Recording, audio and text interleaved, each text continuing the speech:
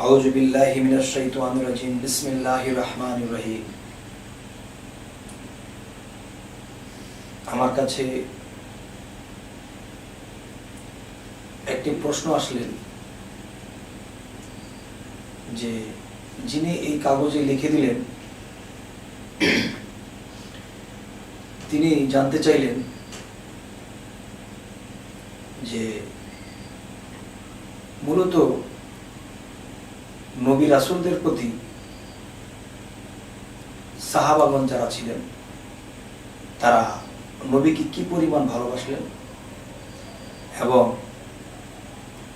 গুরু মুর্শিদকে বা পীর মুর্শিদকে কতটুকু পরিমাণ ভালোবাসতে হবে। যদি নবী রাসূলের তুলনা করা হয়, একজন গুরু মুর্শিদের থেকে তো আর বেশি, কিংবা একজন নবী রাসূল থেকে তো আর বেশি গুরু মুর্শিদকে ভালোবাসা যাবে না। কারো মনে এরকম কাজ করে এবং কারো মনে এমন কিছু কাজ করে যে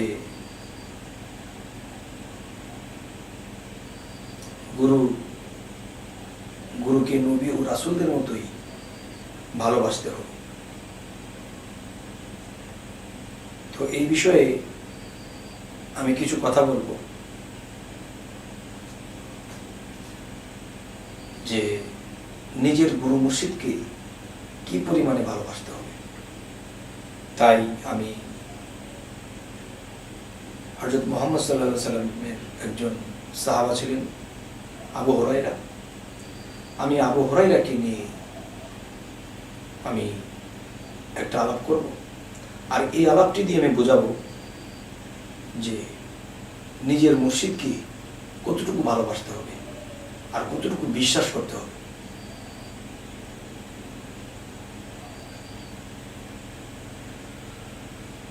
যেমন আবু হুরায়রা নবীর একজন নিকটের সাহাবা ছিলেন এবং জ্ঞানী ভক্ত ছিলেন। তিনি একটি কথা বলেছিলেন, আমি নবীজির কাছে দুইটা শিক্ষা অর্জন করেছি। একটি শিক্ষা যদি আমি সমাজের মানুষকে বলি তাহলে সমাজের মানুষ আমাকে স্বাগতম দেয়। আরো একটি শিক্ষা আছে, সেই শিক্ষাটি যদি আমি সমাজে বলি লোকেরা আমাকে গর্দান দিতে পারে। তাহলে নবীজির কাছে দুইটা শিক্ষা অর্জন করেছেন। একটি শিক্ষার কথা যদি বলে সমাজ তাকে স্বাগতম দেবে।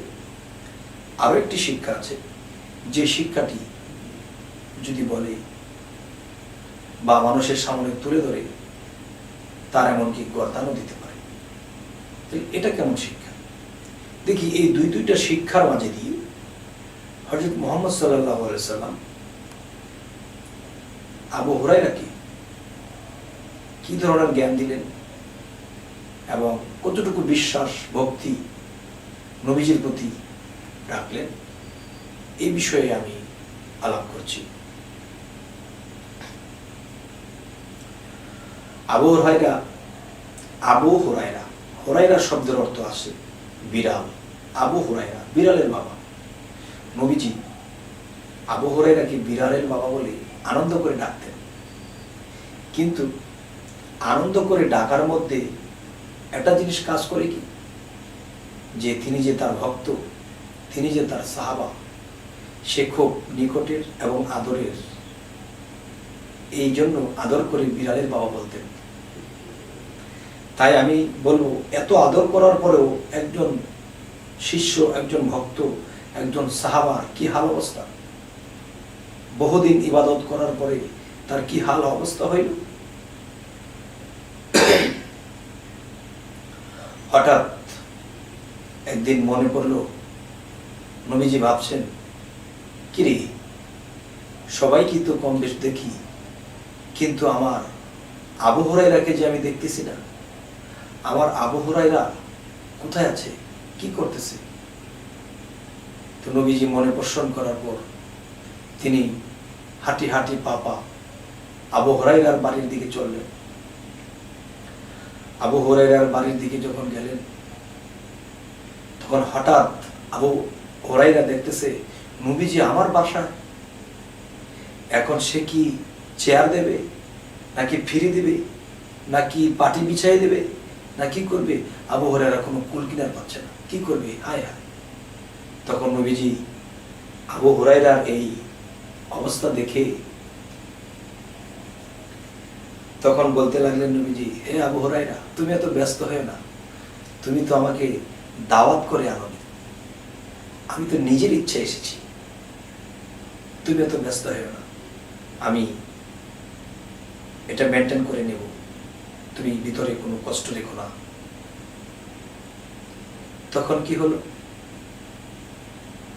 যে ঠিক আছে হুজুর, আমার ভাগ্য, আপনি এসেছেন, আপনি একটু বসেন, আমি আপনার জন্য একটু শরবত করে আনি।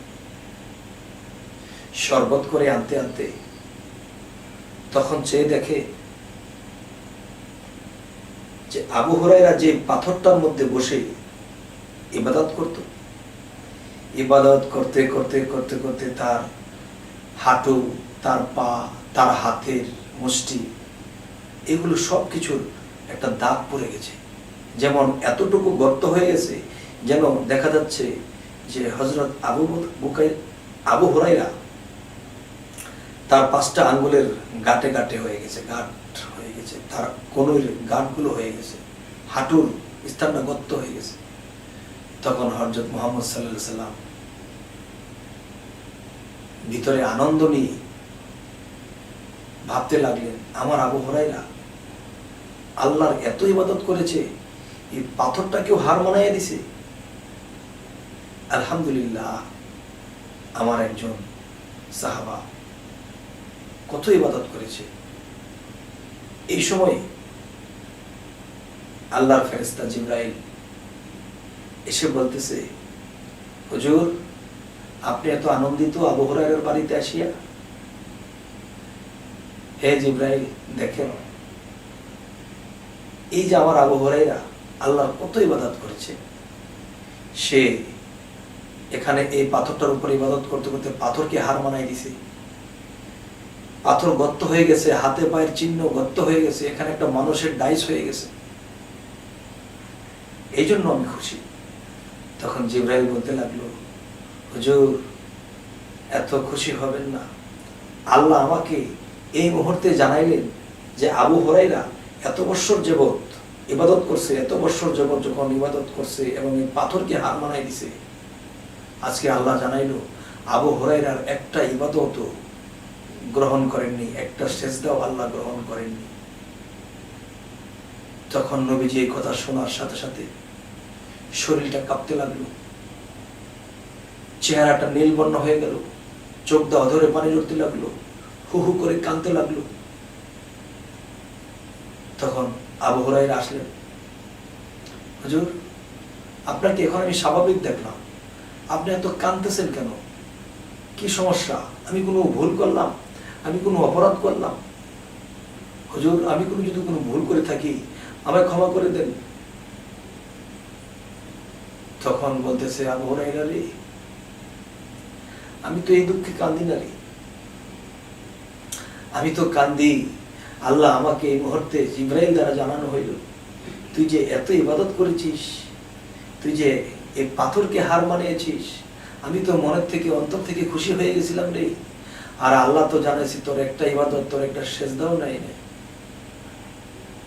আবু হুরায়রা নবীজির পায়ের মধ্যে পড়ে বলে, হুজুর, আল্লাহ আমার সেজদা নেয় নাই, আমার ইবাদত কবুল করে নাই, এতে আমার কোনো দুঃখ নাই, এতে আমার কোনো আপত্তি নাই। হুজুর, একবার বলেন, আপনি কি খুশি আছেন? আপনি কি আমার উপর সন্তুষ্ট আছেন? তাহলে আল্লাহর খুশিরও আমার দরকার নেই, আপনি যদি খুশি হন, আপনার খুশি আমার যথেষ্ট, আমার আর কিছু দরকার নেই। তখন আবু হুরায়রাকে পায়ের থেকে তুলে ধরলেন, হে আবু হুরায়রা, আমি খুশি আছি, আমি খুশি আছি। হ্যাঁ হুজুর, হে নবীজি, হে দিনের নবী, আপনি যদি খুশি থাকেন তাহলে আমার আর কিছুই দরকার নেই, আপনার খুশি থাকলেই আমি খুশি। আল্লাহ খুশি আছে না বেজার আছে আমি জানি না। তখন আবু হুরায়রাকে বুকে চাপা দিয়ে বলে, তুই আমাকে এত বিশ্বাস করিস,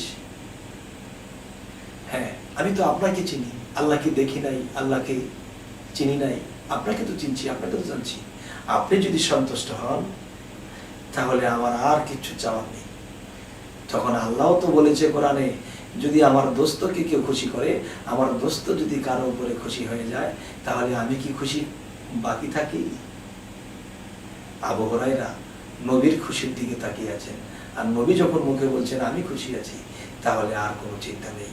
হযরত মুহাম্মদ সাল্লাল্লাহু আলাইহি ওয়াসাল্লাম এই পৃথিবীতে বলে গেছেন, আমি একদিন থাকবো না, আমি একদিন এই দেহ ত্যাগ করে, পৃথিবী ত্যাগ করে চলে যাব, কিন্তু আমার পরে কোনো নবী আসবে না।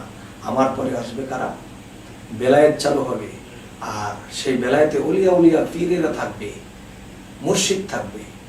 তোমরা যদি একজন মুর্শিদকে মানো, তাকে মানলে আমি রাসূলকে মানা হবে, আর আমি রাসূলকে মানলে আল্লাহকে মানা হবে।